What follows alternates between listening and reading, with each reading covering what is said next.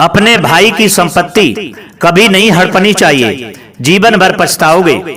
जय श्री कृष्ण मित्रों, स्वागत है आप सभी दर्शकों का हमारे YouTube चैनल दर्पण ज्ञान गंगा में। दोस्तों, आज का विषय है इस दर्द भरी कहानी से, जो कि ये कहानी बहुत ही ज्ञानवर्धक और हमारे जीवन को सबसे अधिक प्रेरणा देने वाली है। अतः आपसे निवेदन है, इस कहानी को शुरू से अंत तक अवश्य सुनें और देखें, जो कि आपके जीवन में बहुत काम आएगी।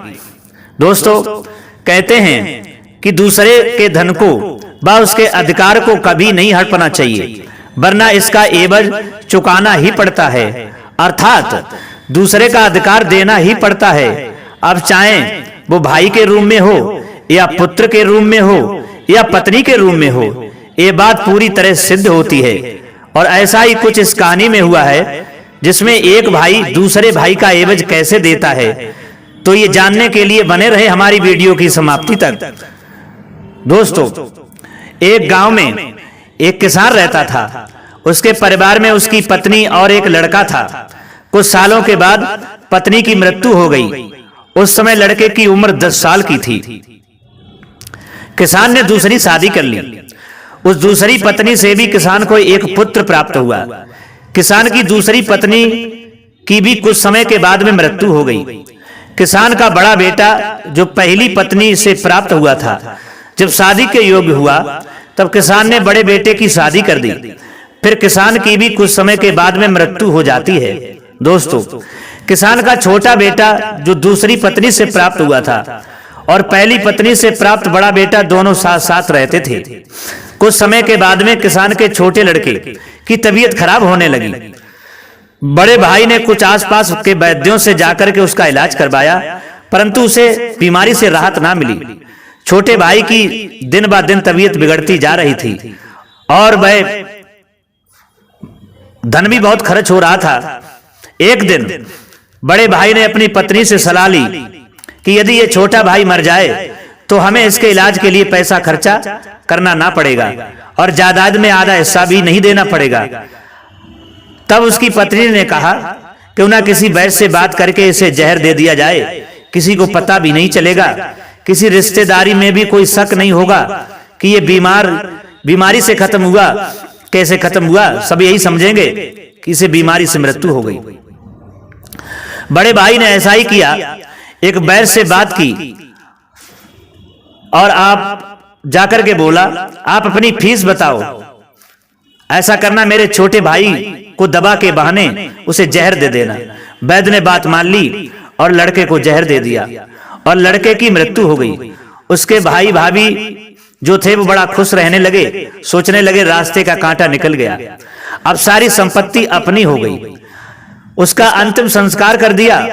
कुछ महीनों पश्चात उस किसान के बड़े लड़के की पत्नी को लड़का हुआ। उन पति और पत्नी ने खूब खुशियां मनाई। बड़े ही लाड से नाजों से उस लड़के को पाला परवरिश की। कुछ ही दिनों में, वर्षों में लड़का जवान हो गया। उन्होंने अपने लड़के की शादी की। शादी के कुछ समय बाद अचानक लड़का वो बीमार रहने लगा। माँ बाप ने उसके इलाज के लिए बहुत वैद्यों से इलाज करवाया। जिसने जितना पैसा मांगा उतना दिया, सब कुछ दिया ताकि लड़का ठीक हो जाए। अपने लड़के के इलाज में अपनी आधी संपत्ति तक बेच दी, पर लड़का बीमारी के कारण मरने की कगार पर आ गया। शरीर इतना ज्यादा कमजोर हो गया कि अस्थि पिंजर शेष रह गया था। एक दिन लड़के को चारपाई पर लेटा रखा था और उसका पिता साथ में बैठा अपने पुत्र की ये दयनीय हालत को घूर घूर करके देख रहा था और दुखी हो रहा था। तभी लड़का अपने पिता से बोला कि भाई साहब, अपना सब हिसाब हो गया, बस अब कफन और लकड़ी का हिसाब बाकी है, उसकी तैयारी कर लो।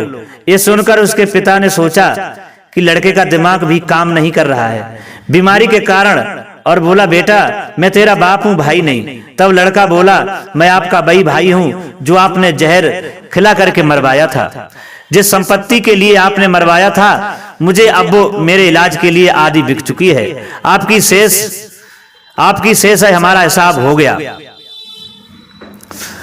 तब उसका पिता फूट फूट कर रोते हुए बोला कि मेरा तो कुल नाश हो गया, जो किया वो मेरे आगे आ गया, पर तेरी पत्नी का क्या दोष है जो इस बेचारी को जिंदा जलाएगा।